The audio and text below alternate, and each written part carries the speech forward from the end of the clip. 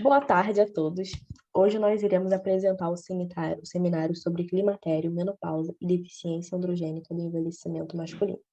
Os integrantes do grupo são Gabriela Magno, Miriam Lima, Tainá Conceição, que sou eu, né? Bom, todas as glândulas endócrinas, elas estão sujeitas aos efeitos do envelhecimento. E muitas funções endócrinas estão tão interligadas que que a função reduzida em uma glândula afeta adversamente as demais. Ao avaliar as alterações que ocorrem, né, na função endócrina, é importante distinguir entre os efeitos reais do envelhecimento sobre os mecanismos endócrinos de qualquer fatores de confusão devido à maior prevalência de doenças relacionadas à idade. Bom, menopausa. Eu vou explicar um pouquinho sobre o que é o climatério e a menopausa, os sintomas e os tratamentos. Bom, com a melhoria global da qualidade de vida, atualmente a maioria das mulheres possuem um terço da sua existência após a menopausa. E durante aproximadamente 30 anos dessa nova etapa de vida, né, que é o climatério, a mulher ela vai ser vítima da redução daqueles hormônios que acompanharam ela durante todo o período, né, da vida dela. Bom, o climatério, ele é uma fase da vida da mulher que ocorre a transição do período reprodutivo ao período não reprodutivo. Bom, de acordo com o Ministério da Saúde, né, o limite etário para a menopausa é um período que ele ocorre dos 40 aos 65 anos, tá? E a frequência, né, dessa ovulação, ela vai diminuir aos 40 anos, como já foi falado, né? E a função ovariana, né, reprodutiva cessa em grande maioria das mulheres nos próximos 15 anos, e a gente vai ter os seguintes estágios, né? Que é a pré-menopausa, que ela inicia-se em geral após os 40 anos, como já foi mencionado, com a diminuição da fertilidade em mulheres com ciclos menstruais regulares ou com padrão de menstruação similar ao ocorrido durante a vida reprodutiva dela.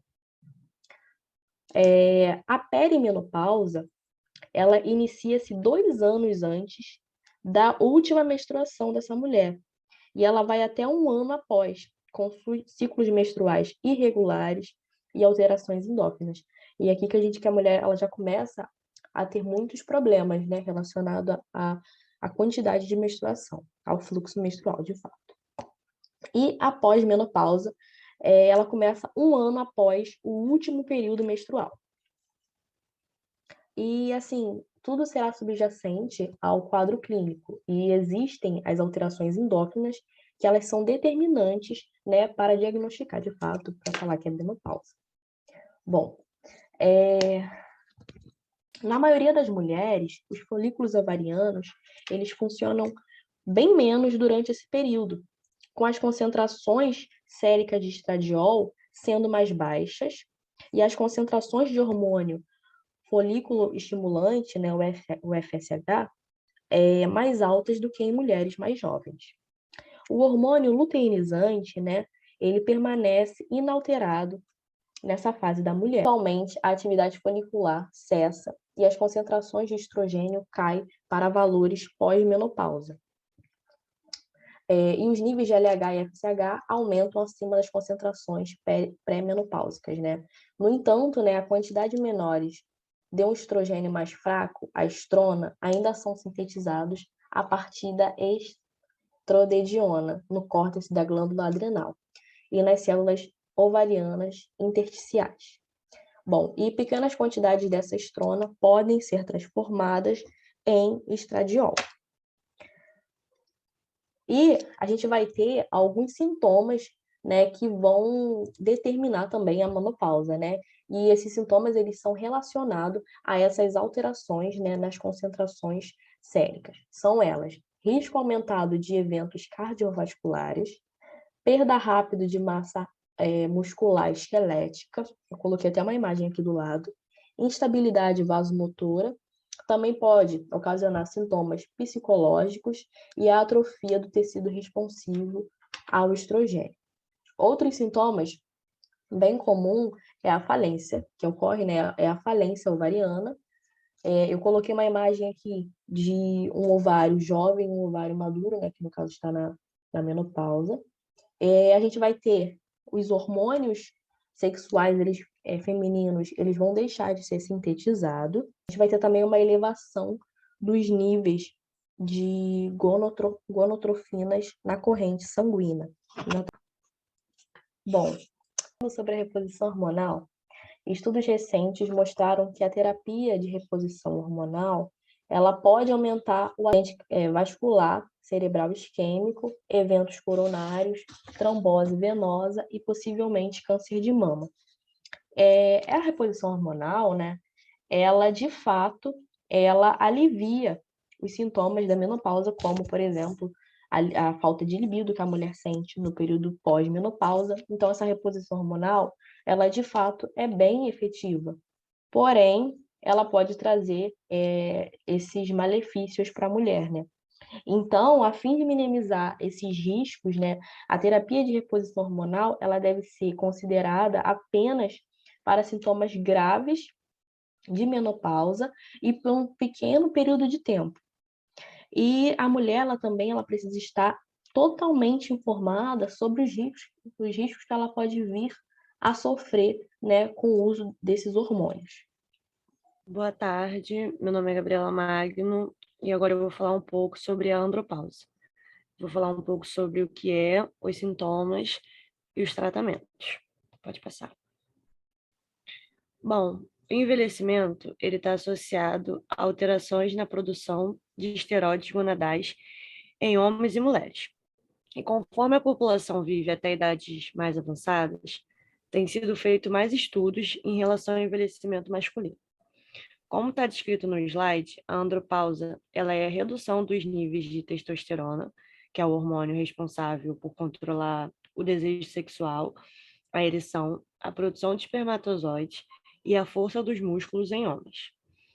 Isso é mais acentuado para a testosterona livre do que para a testosterona total. Né? Isso se dá por conta de um aumento associado à idade dos níveis de globulina, de ligação aos hormônios sexuais. O declínio nas concentrações séricas de testosterona deve-se principalmente à diminuição das taxas de produção em homens mais velhos, sendo, no caso, o resultado, né, de anormalidades em todos os níveis do eixo hipotálamo, hipófise testicular.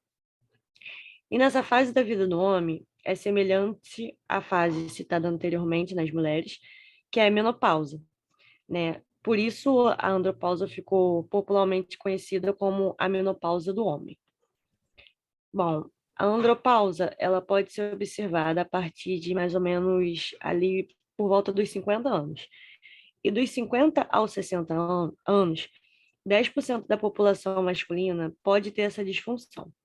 E a incidência é por volta de 25% entre homens acima de 60 anos, e essa prevalência só tende a aumentar conforme eles vão envelhecendo.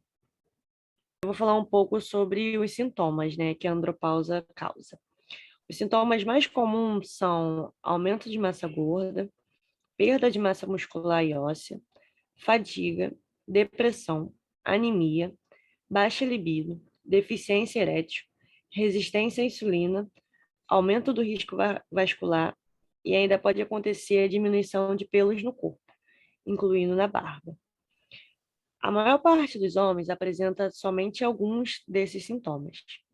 E esses sintomas, eles são semelhantes a alterações associadas à deficiência de testosterona em homens jovens. E essas características clínicas também podem ocorrer em homens mais velhos, com níveis normais de andrógenos. Com isso, foi observado nos dois tipos de caso, a síndrome da deficiência androgênica do envelhecimento masculino não foi universalmente aceita. Como a maior parte dos homens apresenta somente alguns desses sintomas, é importante que ele consulte ou o urologista ou o endocrinologista, verificando os níveis de testosterona circulantes e os sintomas apresentados. E, se possível, avaliar a necessidade de iniciar um tratamento para poder combater não, assim, né? Diminuir os sintomas da andropausa. O diagnóstico pode ser confirmado através de um exame de sangue, que vai medir as quantidades de testosterona presentes no corpo. Agora, em relação ao tratamento, eu vou falar um pouco do tratamento em homens que já se encontram, né, no estado da andropausa e sobre a prevenção em homens mais jovens. Como há uma certa proporção de homens de meia idade e idosos com níveis séricos de testosterona total abaixo da faixa de referência para homens adultos jovens, há a sugestão de ser feita a suplementação, né, com testosterona em homens mais velhos com baixos níveis de testosterona em uma faixa média saudáveis. Na maioria dos casos, é recomendado que o homem realize a terapia de reposição hormonal, né, que já foi citado anteriormente, e pode ser feita de duas formas nesse caso. Pode ser feita através de comprimidos de testosterona, né, que vão aumentar os níveis de testosterona e dessa forma diminuir os sintomas, e através de injeções de testosterona, né, que são a opção mais econômica e já utilizadas no Brasil.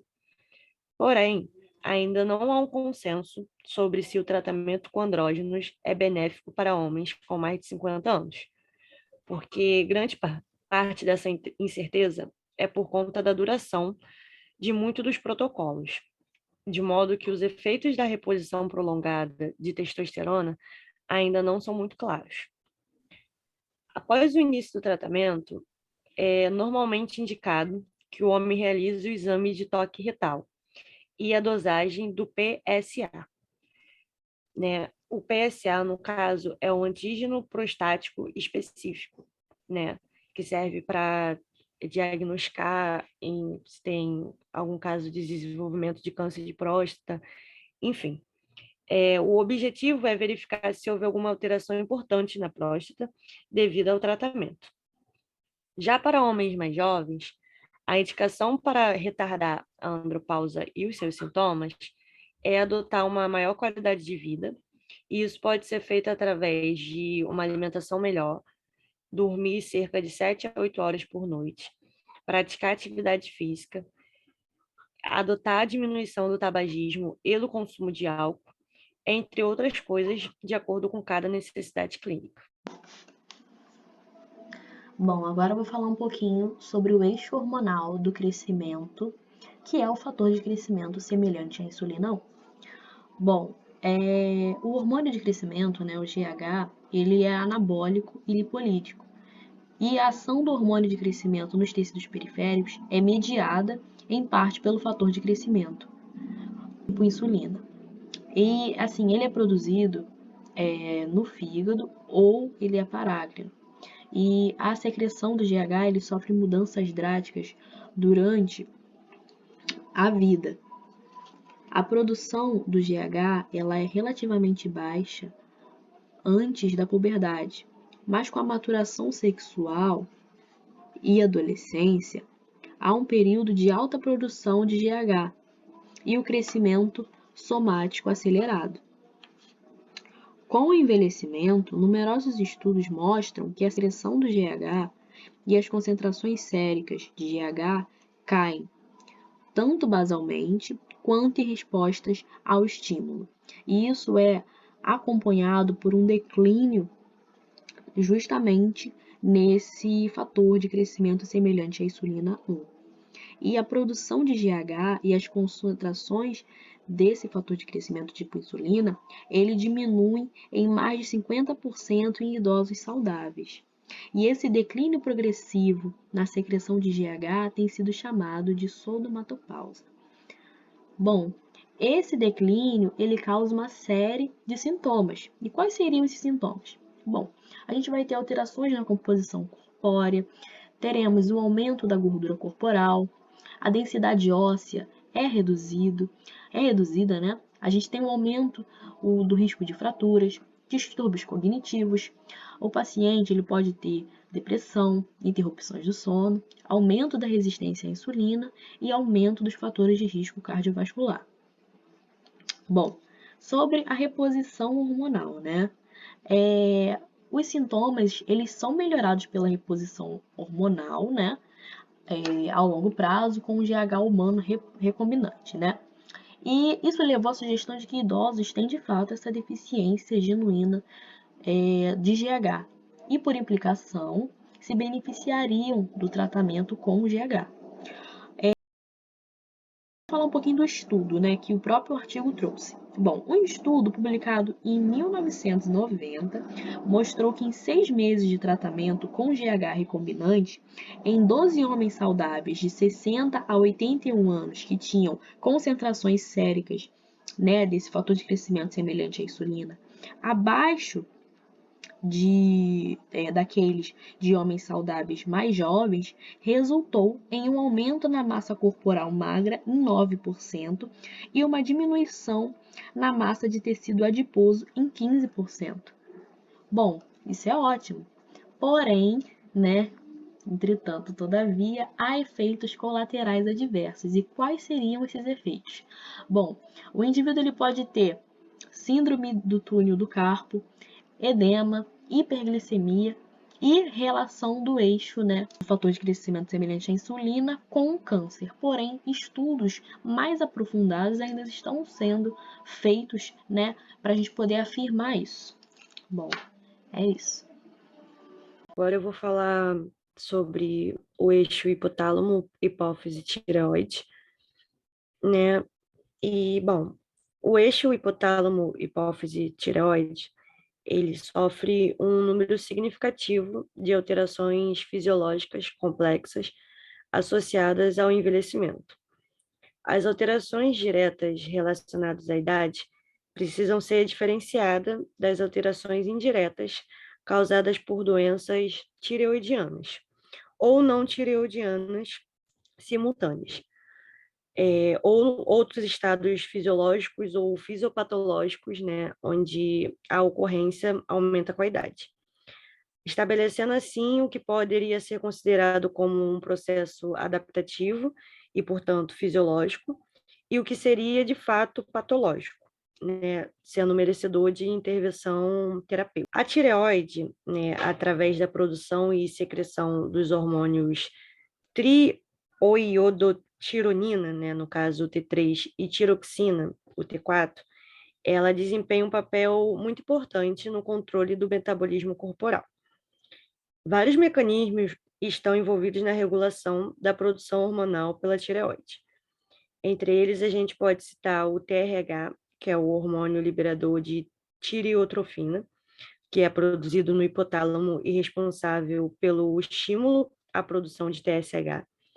A gente pode citar também o próprio TSH, que é o principal controlador da função tiroidiana, o T3 e o T4, que também atuam nesse controle, inibindo o TRH, né, no mecanismo de feedback. A tireoide, ela necessita de uma integração perfeita, não somente com a hipófise e hipotálamo, mas com todo o organismo e também com o meio ambiente. Quanto mais se vive, maior a chance de contato com agentes agressores. Portanto, quanto mais idoso, maior a probabilidade de doenças. Existem muitas teorias, né, relacionadas aos mecanismos que levariam ao envelhecimento. Porém, nenhuma delas, assim, isoladamente, consegue explicar a complexidade da verdade biológica presente nesse processo de envelhecer.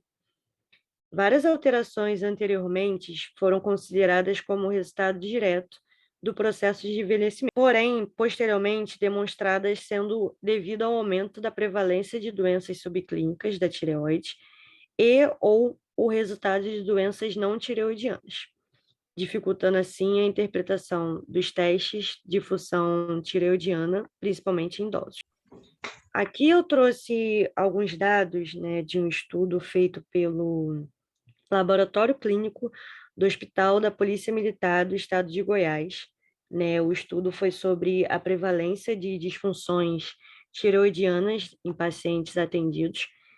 E nesse estudo foi feita a coleta de 3.365 indivíduos, né, com idades entre 1 e 99 anos, apresentando, assim, resultados das dosagens de TSH e T4 livre, além de autoanticorpos tireoidianos, que eu vou explicar um pouquinho mais à frente, né? Desses 3.365 pacientes, 31% eram do sexo masculino e 69% do sexo feminino. Desse total, 25,9% utilizavam medicamentos para tireoide e 74,1% não usavam. A classificação quanto à disfunção tireoidiana foi baseada no número de indivíduos que não realizavam uso de medicamento para tireoide, dos quais, 81,4 apresentaram resultados normais e 18,6 resultados alterados.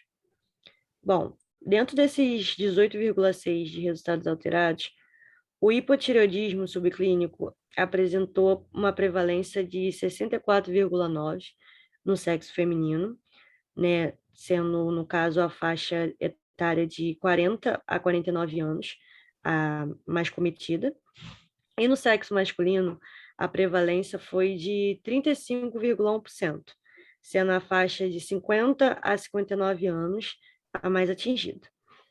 As mulheres apresentaram cerca de 36,1% de positividade para um ou dois dos autoanticorpos, e os homens um percentual de 26,3%. Indivíduos com hipotireoidismo subclínico associado a um índice de massa corporal, que alterado, exibiram um percentual de 69,8%. Bom, com isso, a gente pode afirmar que na pesquisa das disfunções tireoidianas é indispensável a solicitação dos níveis do TSH, pois nesse teste vai apontar pequenas variações séricas dos hormônios tireoidianos. Porém, a adoção do T4 livre é fundamental quando esse TSH apresenta limitações. O hipotireoidismo subclínico foi mais prevalente em mulheres, sendo justificados por conta da idade avançada, menopausa, que foi citada anteriormente, e a maior procura pelos serviços de saúde. Agora eu vou falar um pouco de pacientes que não apresentam o hipotireoidismo. Observa-se uma redução dos níveis de TSH sérico e na sua secreção, se tornando um dos fatores dependente de idade. Além disso, foi observado que o envelhecimento também está associado aos autoanticorpos, que eu já falei antes, que são esses autoanticorpos tiroidianos, eles se desenvolvem quando o sistema imune de uma pessoa reconhece, de maneira errônea, como componentes não próprios da tireoide e acabam levando à inflamação crônica da tireoide, desenvolvendo outros tipos de patologia. Boa tarde, meu nome é Miriam Lima e eu vou falar um pouco sobre o eixo hipotálamo-hipófise adrenal. Bom, o eixo hipotálamo-hipófise adrenal ou eixo hipotálamo-pituitária adrenal, HPA, é dessa forma que nos referiremos algumas vezes durante o trabalho, está envolvido nos ajustes homeostáticos e alostáticos de sustentação da vida aos estímulos internos e externos. Esse eixo adaptativo ao estresse é uma rede de feedback dinâmico com ritmicidade circadiana e secreção impulsos de neurohormônio. Como o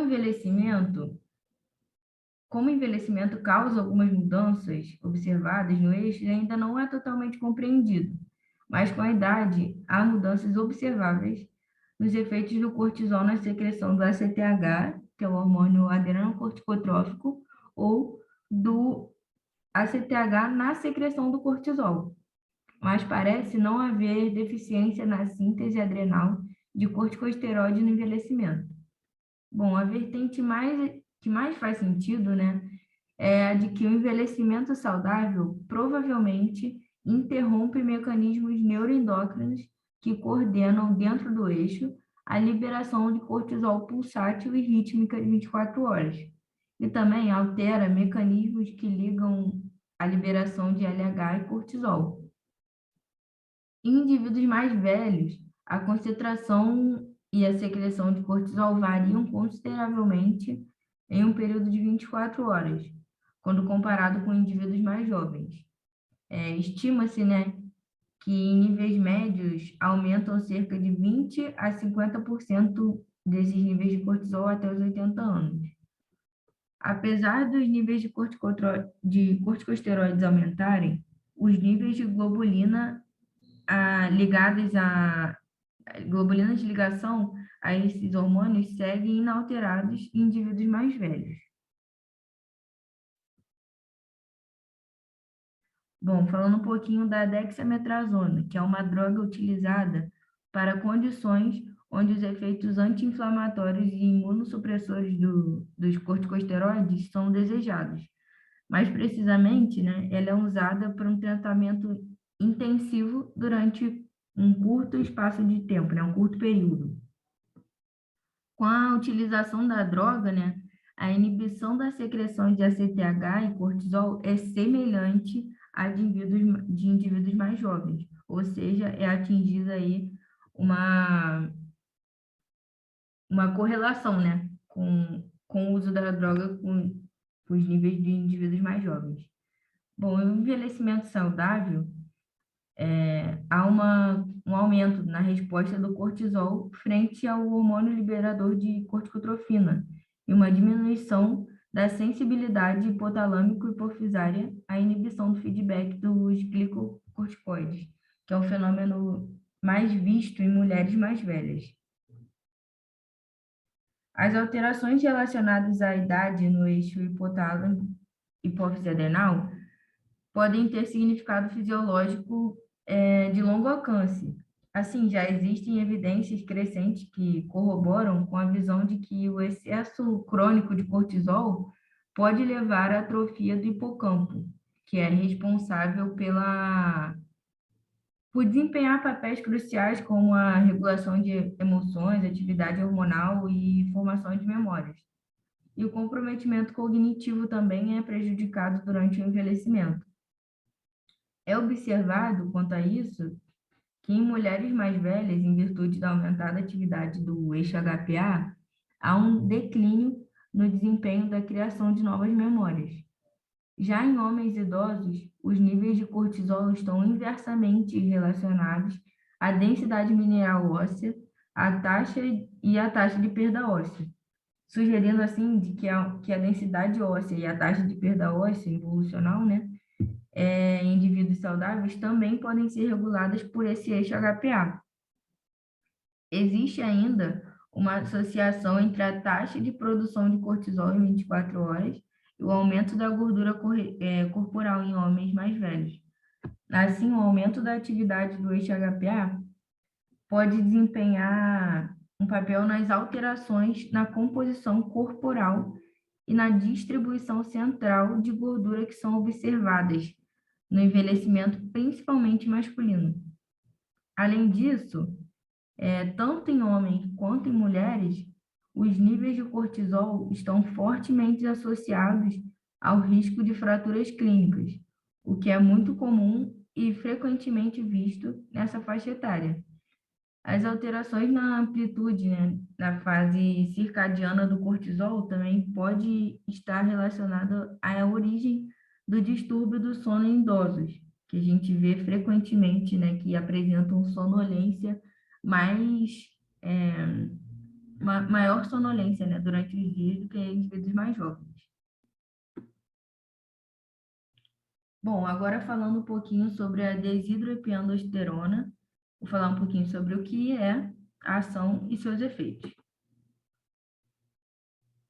Bom, a desidroepiandrosterona, o DEA, e sua forma sulfatada, o DEAs, são os hormônios esteroides mais abundantes em circulação. Suas funções ainda não são totalmente definidas, mas acredita-se que os DEAs também agem diretamente como um neuroesteroide, que pode ter propriedades cardioprotetoras, antidiabéticas, anti-obesidade e imunoestimulantes. Tem havido muito debate sobre as propriedades anti-envelhecimento desse hormônio e seu potencial como um hormônio da juventude, né? Em função da diminuição impressionante da biossíntese desse hormônio, sendo caracterizada até como a principal mudança do córtex adrenal. O nível circulante de desidroepiandrosterona, geralmente, em sua forma ligada ao sulfato, né, atinge seu pico por volta dos 20 anos de idade, mais ou menos, e diminui drástica e rapidamente após os 25 anos. E quando chegamos aos 80 anos, os níveis de ideias circulantes correspondem somente a cerca de 10% do total atingido na idade de pico. Isso se dá em função das alterações causadas pelo envelhecimento no córtex adrenal, resultando em uma zona reticular, resultando numa redução, né, da zona reticular, que é a responsável pela produção desse hormônio. Há muitas especulações de que o DEA pode reverter os efeitos do envelhecimento e que há uma ampla e é notório, né, que há uma ampla disponibilidade desses sintéticos no mercado ilegal. Mas ainda não se chegou a um consenso científico quando se trata disso. Bom, estudos mostram, né, uma associação entre o declínio de ideias e a patologias bem conhecidas, como doenças cardiovasculares, câncer de mama, depressão, Alzheimer e até diabetes do tipo 2. Bom, eu trouxe um estudo em especial, que é um estudo de 2012, de um doutorando da USP, que ele associa a desidroepiandrosterona com a diabetes. Bom, nesse estudo, ele concluiu, né, que a suplementação com DEA, uma aplicação subcutânea, em ratos envelhecidos e obesos, leva a uma potencialização da capacidade secretora de insulina.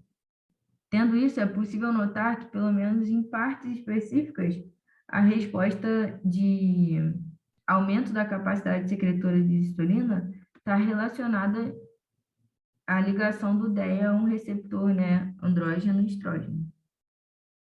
Nesse esqueminha, é possível observar do lado direito, do lado esquerdo, perdão, uma capacidade reduzida na secreção de insulina com envelhecimento e uma reduzida capacidade oxidativa mitocondrial e também uma reduzida massa das células beta-pancreáticas. Já do lado esquerdo, a gente observa, já com a inoculação do DEA, né, que atuando através dos receptores estrógenos e andrógenos, promove-se, né, um aumento das massas células beta-pancreáticas, um aumento da capacidade oxidativa, que leva a um aumento da capacidade secretora de insulina e uma diminuição da apoptose. Essa é uma proposta das respostas das células pancreáticas à suplementação com DEA em ratos envelhecidos e obesos.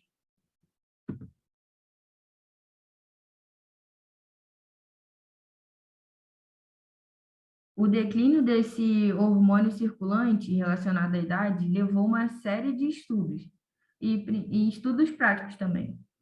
No maior estudo realizado em humanos, foi realizado, né, um estudo de paralelo, randomizado, de duplo cego, com cerca de 280 pessoas. Se não me falha a memória, eram 140 homens e 140 mulheres, na faixa etária de 60 a 79 anos.